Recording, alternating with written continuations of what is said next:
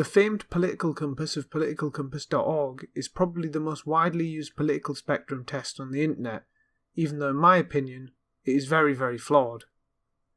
First of all, it frames its questions in a way that is biased to the left. See this question about multinational corporations. Or this one. An anarcho-capitalist would never frame their support for free markets in terms of benefiting corporations over humanity.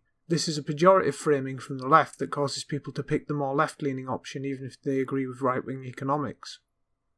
Secondly, it pats itself on the back for separating the economic axis from the libertarian versus authoritarian axis, but in doing so it mixes in questions about the authority of the state with questions on social issues and conflates traditional opinions on culture with authoritarianism, even though it's entirely possible to have conservative personal views without wanting the state to enforce those views as policy.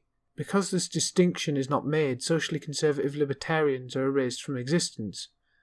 Another consequence is that extreme nationalists who propose collectivist economics cannot be distinguished from totalitarian left-wingers.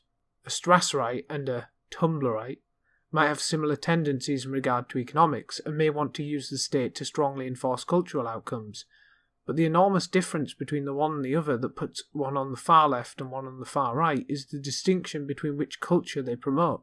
An intersectionalist social justice warrior type would artificially get a lower authoritarianism score because there are so many questions that equate traditionalism with extreme state management, without there being any equivalent questions on things like gender pronouns and cis-white male privilege.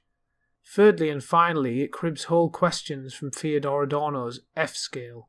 Adorno was a member of what became known as the Frankfurt School of Thought, and went on to teach a Freudo-Marxist hybrid theory at the University of Frankfurt.